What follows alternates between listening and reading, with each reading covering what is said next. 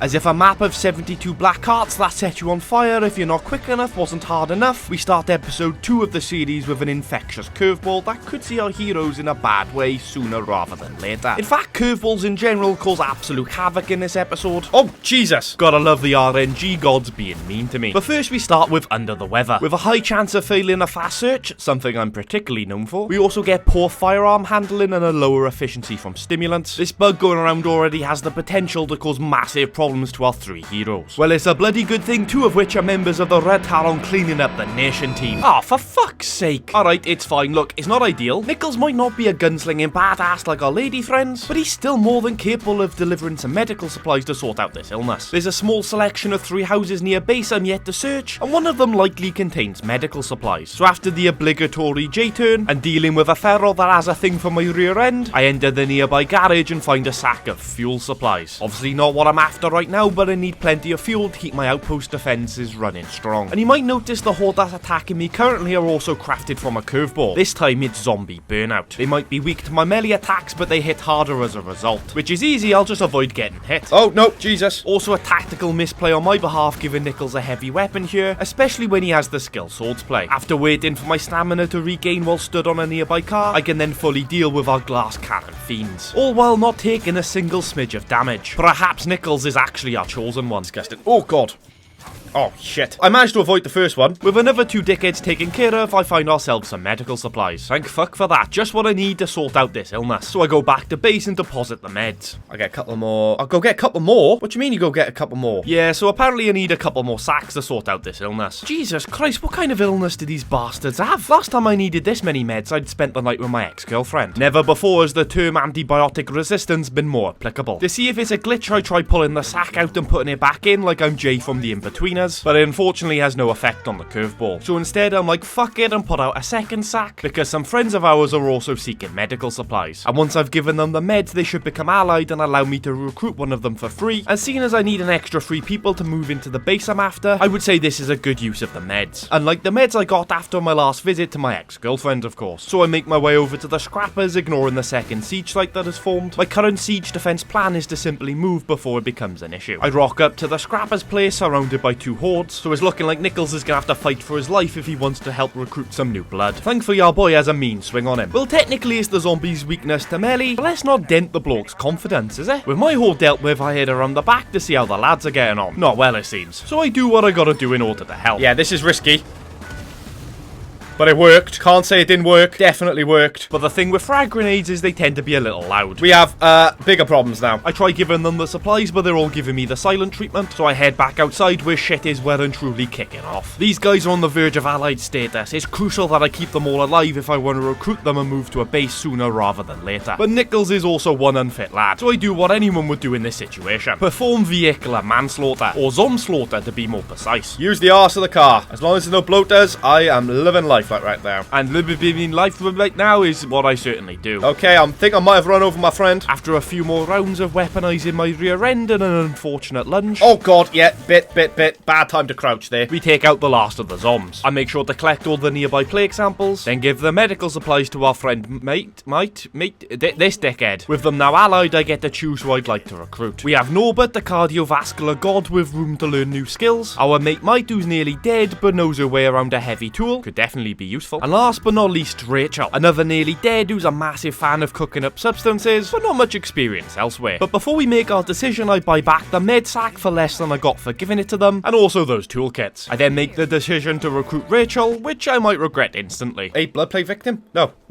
Give a cure. It's the only cure I've got. Thankfully, she's happy to ram a random needle a bloke she barely knows just gave her straight into her neck. You know what? I think she's gonna fit right in. I then decide to give her a lift back to base so she doesn't get eviscerated by that siege light. Once we get back, I transfer the med supplies, and it seems we only need one more to sort out this pissing curveball. So it looks like it's time for Nichols to go on a dangerous mission. According to my map, there's a ransacked clinic that should have what I need, but it's a building with a plague cart in. And it's also surrounded by another 4, but I'm sure that won't be an issue, right? I decide to try and play it safe by parking the car across the road from my destination, and that ends up with me doing reverse donuts to try and get a dickhead off my bonnet. Bad zombie. And because loud engine attracts dickheads, I've got to do a little bit more of tidy up. I guess I'm gonna have to use one of those toolkits sooner than I expected. Leaving the car behind, I climb the nearby billboard and feast my eyes over a problem we're gonna have to solve at some point. That's 5 player carts within shitting distance of each other. But that's a problem for future me to worry about. For now, I need a good case of medical supplies. And I really don't get why people keep telling me I gotta be stealthy in this game. It's clearly not good for my health. Arched back and strain on the knees, this shit is a health and safety nightmare. Anyway, I discover the back door to the clinic is locked, and unfortunately I've got to take out a zombie that spotted me, which riles up the dickheads in the clinic. So at this point, my best bet is just to go for it. I briefly consider fighting them, but decide that's a bad play, and instead run out the front to try and lure them all away. And surprisingly, this plan works out flawlessly. Alright, well maybe not flawlessly, but at least I'm not currently being ripped to shreds by a juggernaut. It's called optimism, maybe you should try it once in a while. Anyway, it's time for one of my tactical master plans. Firstly, I toss one of my frag grenades behind me, so that'll lure all the hordes to that location. I then fucking leg it, breaking the line of sight, and put as many obstacles between me and the zombies chasing me. That certainly seems to have worked, seeing as there's nothing chasing me, but oh no, they're just chilling in that bloody clinic. It looks like I'm gonna need a new plan. Oh wait, hang on, no, zombies coming out.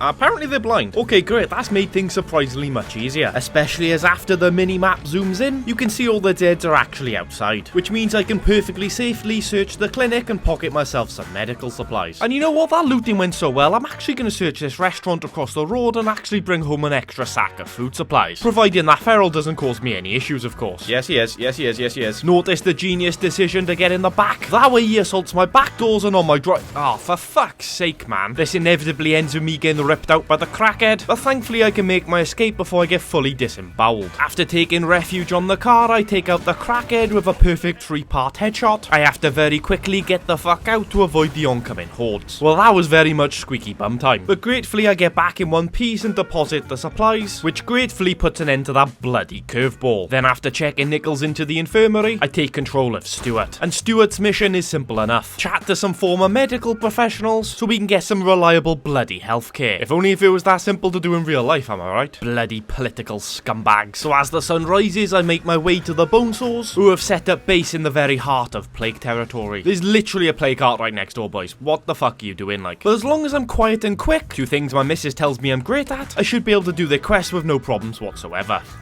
Who the fuck are these dickheads? The raiders are attacking. Well, that kinda nullifies my quick and quiet approach. Thankfully, Stuart has zero concerns about spilling human blood. If this game had friendly fire, she'd have taken out 2/3 of the Bonesaws right there and then. And given how ever-present the hordes in this mod are, my unsuppressed Stormbringer certainly draws plenty of unwanted attention. Like, oh so much bloody attention. If only I had a molly on me. I dash outside and try to draw them away, as I can't let them die before I get the influence for fighting off them hostiles. Stuart hits them with a cheeky 1-2 dodge combo, and after much pushing, stabbing and battering, and I suppose the occasional stamp on the face, Stuart pretty much single-handedly clears the horde. She then chats to their leader, Sonny Jim, who's like, "Aye, Soundbud, thanks for saving our bacon and that." They've even sorted me out with a sack of medical supplies. Could have done with them half an hour ago, but better late than never, I suppose. And of course I use my degree in apocalyptic economics to loot the corpses we just made and sell everything back to the Bonesaws, with an increased price thanks to my first positive curveball. Gotta love the finer things in life, am I right? Oh yes, gotta love the finer things, like screwdrivers and broken handguns. I need 1500 influence to claim the brewery base, so I'd say this has certainly come at the right time. Then, seeing as we've come all this way and not wanting to waste fuel, I decide to do them a second favour and take out the plague cart next door. But not before I unload that heavy sack of meds. Although, to be honest, that's a bit disingenuous of me, as I need to take down this heart to claim the base I'm after, and the fact that they're right next door, I could possibly use them as a distraction. But don't worry, I'm sure they'll be fine. Nothing bad ever happens to NPCs, especially while I'm around. I'm like the NPC messiah, and once I've made the neighbourhood a little bit safer, I head on in and start battering the big bitch. I get 4 or 5 heavy hits on it before the crowds start to show up. There's a feral, come in, and the back door is open. And the one thing you should never do around ferals is leave your back door open. Those bastards will take advantage. Oh! Yes! Oh, we killed the feral. I don't know how I managed that. But at this point, the cat is well and truly out of the bag. There's a horde on its way. As they breach through my rear, I realise it's time for a tactical retreat. But not before dropping a frag. I drop a second, which basically deals with the horde. Then I can loop back around and continue my heavy assault, which gratefully completes the first phase. Oh, nice. No, I'm stuck.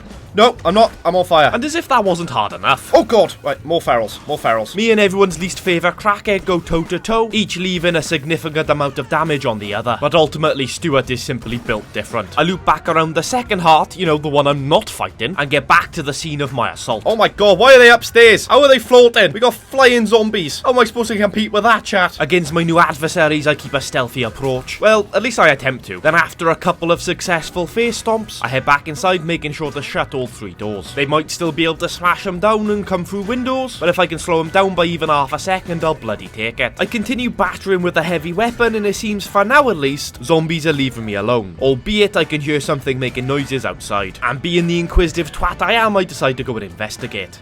Oh god, what ensues is another epic roly-poly battle. He leaves his mark on me, but I obliterate him with my assault rifle. Gotcha, motherfucker. And seeing as my unsuppressed gunfire has once again attracted an unhealthy amount of attention, I decide I need a bit of backup. But I simply refuse to pay for it. But not from any sense of morality, I'm just a massive cheapskate. I'm sorry guys, but I'm assuming they'll be alright. I quickly dash to the other side of the house so the hordes have to literally go through the bone saws to get to me. Don't worry, I'm sure they'll be able to handle it. Well look, I am kind of helping. I then sneak around the back of their garden and go back to battering the heart, successfully completing the second phase. And this time I don't even set myself on fire. I do a bit of tidy up around the back while I wait for the gases to dissipate. Meanwhile, the bone saws seem to be enjoying themselves. Bone saws are sort of dealing with the horde next door, but it seems my placard assault has only gone and drawn more hordes. I'm sorry to do this, bone saws. The thing is, they're handling the previous horde so well, what's an extra 20 zombies on top of that? Okay, 20 zombies and a feral, but the feral wasn't even my fault. He literally came from their side of the fence, like, you know, nothing to do with me whatsoever. But look, I'm always happy to help, so how about I take down the feral and we'll call it even. If I can kill the feral this side, that will lead all the hordes this way, in my head anyway. But unfortunately, we don't get that far. Oh, hang on, the bone saws are gone. Oh, bollocks. Can I get an RIP for the bone saws in the comment section? They fought valiantly and taught us all a valuable lesson. Don't hire doctors to do your fighting for you. But without them as a distraction, we now have a much more serious problem. How the fuck are we gonna deal with these dickheads? I start by heading west, further away from the placard, then blasting the absolute shit out of the feral with my unsuppressed assault rifle. Now all the zombies know exactly where I am too. So while the hordes make their way to my location, I decide to quickly search this collapsing shed and find the greatest gift I could find. Oh, Molly, Molly, Molly, Molly! Ba-na-na-na-na-na! With the correct application, this could be the way I deal with all those zombies. I just need to bide my time. So I go back in and assault the heart, although this time much slower as I'm completely out of stamina items. I continue to batter away, but the heart is calling all the hordes nearby. The back door bursts open and I decide this is my time. I toss the Molly into the crowd and dodge my way out of the door, only slightly singeing an eyebrow in the process. I regain my stamina on a car nearby, but I'm sad to admit that Molly simply wasn't enough. In my desperation, I turned to a tactic I didn't want to do. Full auto, baby! Don't know why I tried that, but it is what it is. But the crowds are simply too much and my ammo supplies are simply too little. So it's time to go back to vehicular slaughter, baby! This surprisingly goes very well and I didn't even lose the car in the process. Although it does seem I run down one of the reanimated corpses of the bone saws. May they rest in pieces. And with the majority of the crowds dealt with, I can pretty simply finish off the placard. I get plenty of time to loot it, then make our way back to base. And if you ever want to see any of the strats I've used so far in this series in more detail, there's a playlist on the channel called Live Streams where you can find all of my VODs. I'll leave it linked in the description for you. I get back and load and remove Stuart's partial infection with infection therapy. Then after a quick stock up of resources, it's time to get back on the road to deal with more placards. This is the final one I need to take out before I can claim the brewery. All I'll need then is the 1500 influence and the 2 extra people. If only I had another enclave on the verge of allied status. I park up and loot the nearby military truck before starting my attack. First I pop smoke for cover before starting beating the thing with my drive shaft. Unfortunately I can't quite pull this off as zombies keep getting in the way of my swings. Trying to fight the heart, not the zombies. This looks cool though. So the smoke fades before I can do any real damage. Then I revert to my usual strat. Light him up! I drop the Molotov and the entire room engulfs in flames. Myself included, of course. But fire is probably your best weapon against this many Zeds. It'll spread amongst them and ignoring the shrieks as their skin dissolves from the intense heat of burning petrol. It's actually pretty quiet. Then with Stuart shin deep in burned corpses, we get the smack in the placard. But with no one in the area to contest her assault, she happily completes the first phase and doesn't even set herself on fire in the process. That's what I'd call finally learning my lesson. It's so great to finally grow as a human being.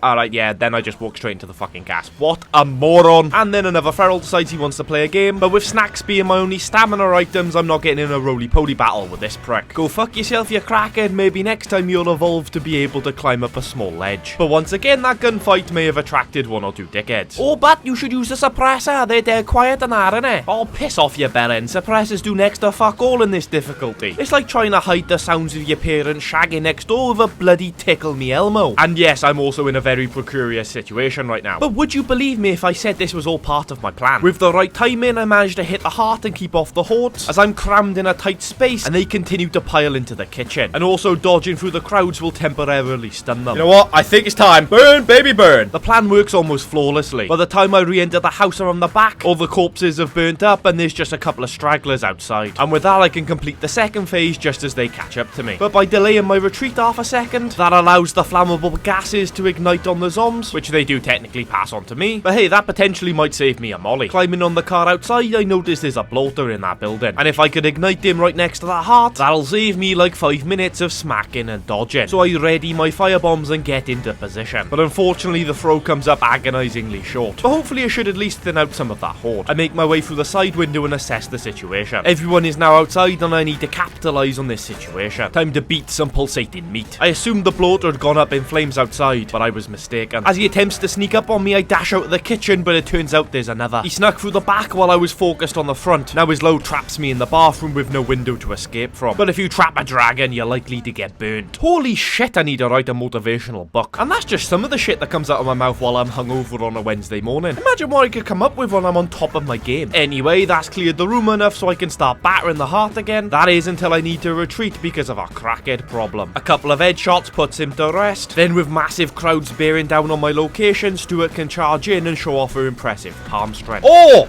Hardest palms in the west, my friend. Or the north, south, or east. I'll be honest, I don't know where Mika Valley's based. I barricade myself in the gun shed out back and very quickly start searching all the containers for valuable items. After finding bullets, a pipe bomb, and an ammo resource, the crowds have started to gather outside my door. Well, that's probably my cue to get the fuck out of here. Thankfully, I've still got my driver's side door to escape relatively safely. I head back to my outpost, which still has 20 minutes of landmine defenses. Then after unloading some of my loot, I use up my final toolkit. Ideally, I need to recruit someone with the mechanics skill. I then head back to base as Hastings has some intel for me. Zombies are starting to mutate. And of all the mutations you could possibly have, this is the last you'd want in this mod. You'll find out exactly which soon enough. But first I promote Hastings as leader and take control of her. She's decided to help out some neighbours with a food issue. And funnily enough, we've actually got plenty of food. Probably from all that rationing I've been doing. Shit, sorry, no, not rationing. Fasting. Yes, we've become healthy. We're fasting. 16-8 and all that, innit? But unfortunately I never get to my destination as the game crashes. Don't crash. You bastard! Usually I'd edit around a game crash for cinematic consistency, but this time the game properly screwed me. Oh, do not say, oh, you bastard! You bastard! The game puts me safely back at home, but the car is in the exact same place as when the game crashed. 400 twatting meters away. But as the lethal zone gods take with one hand, they give with another. Usually the alcoholic enclave is a massive burden, but by saving them then rejecting their first mission, after a while they'll ask if they can join the gang and we'll have enough people to move to the brewery. But first I just need to reclaim my car. Typically my journey takes me past an infestation, but with a single feral, my only real opposition, I deal with it appropriately. And would you look at that? A suppressor for my troubles. And while I'm running past, I decide to deal with the rest of the infestation, which obviously goes well. Oh, you twat. It's also at this point I realise the mutated zombies are gunk zombies. I'm sure you'll agree not an ideal situation to be in. Now I can't realistically fight with melee as I'll take damage. I also don't want to use up too much of my bullet supply, especially as every shot will draw more. Well, it's a good thing you just found that suppressor in it, but shut up, you twats. I finally get to my car and make my way over to save the stranded alcoholic, which goes well. Oh, Jesus! That is not a good mutation to have with this mod. And I haven't even attempted to save the guy yet. You fucking monsters! What the hell are you on about? There's nobody around you. You must be on about all the demons from the excessive alcohol consumption. I'm trying to save you, woman. Please stay still. Oh god. With the hordes rapidly growing out of control and me not able to take them out with melee, we're stuck between a rock and a shit place. Thankfully that shit place is a new port, otherwise we'd be really screwed. Fucking just stay still long enough. The fucker just needs to follow me back to my car. Shit. Let me talk to you for Christ's sake. You're gonna die. Oh my god. This person's dead. This person's dead. I only know of one surefire play to get out of this situation, and I'm all out of Molotovs. It's time for more vehicular Zomslaughter, baby. After ploughing through the crowds like a drunken celebrity, I rush back inside to finish the job. But when no igniter bullshit is about to get loud. But as long as I can clear the crowds before more appear, I should be okay. For the love of God, man. Talk to me. Oh, for Christ's sake. Get you now, Matthew. Yes, come on. For the love of God, Matthew. Get in the pissing car. Thankfully, get in the car before the gunk Zeds fully drown either of us. But the escape has sure left its toll on our only vehicle. I need another bloody toolkit. But for now, I'll just settle for dropping off this bloody alcoholic. They tell me they're setting up a still, and I'm like, don't even fucking go there, you silly prick. But hey, at least they're safe. Step 1 of the plan has been completed. As the sun starts to set, it's time for me to go into loot mode. Starting by climbing a cell tower in the southwest portion of the map, I discover there's just a casual 10 hearts surrounding Whitney Field. Jesus Christ, I'm glad I'm not going for that bloody base. I collect plenty of fuel from the fuel tank next door, and a second from the Bronto gas station. But as I've only got 4 slots in the boot, I need to unload my goodies before I can really start my looting plan. I can also help out another enclave with their food problem, which will hopefully gain me more allies and potential recruits. So all I need to do is get back to base. No, no, no, shit! Oh my god! Get away, get away, get away, get away. Thankfully I'm carrying 2 cures on me, but I really don't need the additional damage on my car. And inevitably I've also got to deal with another bloody crackhead. You might also notice I've attached the suppressor. Let's not talk about it. I then make the risky dash to my car. Risky because I've got no driver's side door. But gratefully I make my escape. Although when I get back I make the decision to swap out to Stuart, who's overall in a much better condition. She's also grabbed a sack of food so she can sort out Manuel, which goes well. You seem alright.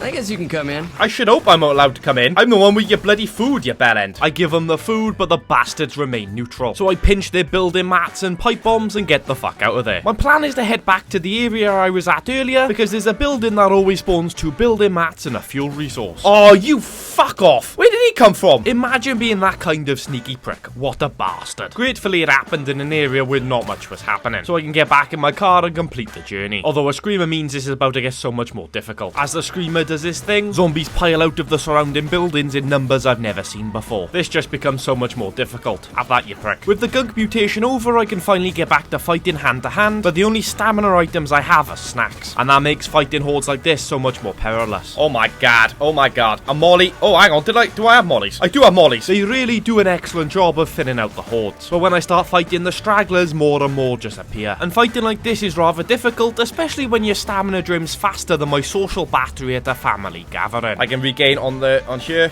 Oh, you bastard! How the fuck did you do that? Pulling me off my caravan! I have never seen that before. Glitch or feature?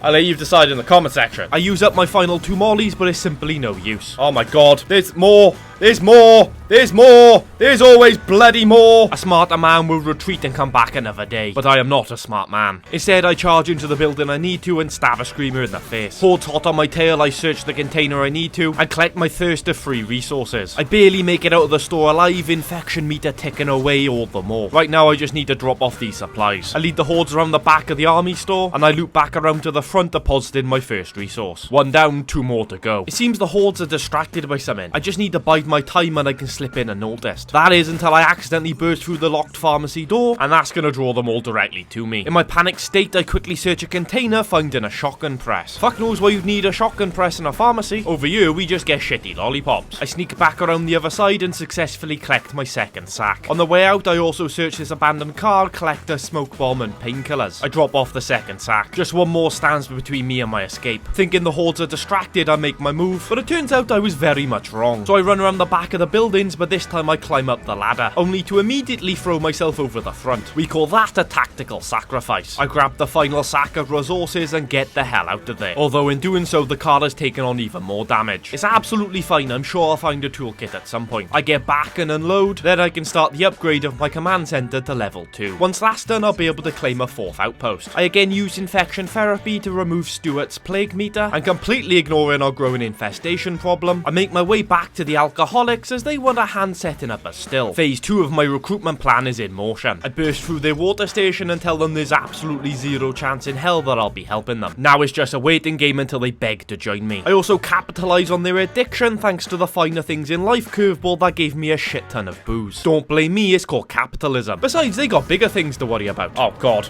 Oh no. Oh my god. I do everything I can to try and keep my investments alive and lead the juggernauts away from their home. That's when my ignorance to the infestation problem comes back to bite me on the arse. We've got 10 minutes until we get sieged. Looks like I'm abandoning the alcoholics. Thank fuck the juggernaut gave me a chance to escape. I speed back to hopefully cut off the first wave so my community don't get wiped due to the bad AI. I park the car around the corner from the siege site and go in on foot. This would be my first mistake. I get to the house on my random blasting accidentally hits a screamer, clearing the site. I then rush back to my car so I can cut off another wave, but Stuart is sadly too slow to start the engine and I get pulled out as the car bursts into flames. Okay, fair enough, looks like I'm back on foot. A wave of a screamer, 5 zombies and a bloater has reached my perimeter. That's barely an inconvenience for Stuart, who's packing heat like that quiet kid in an American high school. In fact, she deals with the second wave just as easily. This could be the most anticlimactic siege since Game of Thrones Season 8. After successfully defending the siege, I head back to collect my car, which goes about as well as you'd expect. Shit! Thankfully I can pull it into my parking spot before it detonates. But how do I continue with no car and no way to repair one? Well, unfortunately, that's a question to be answered next time. Thank you so much for watching, I hope you have enjoyed. Don't forget to like and subscribe and let me know if you want to see an episode 3 in the comment section. I'll see you in the next one.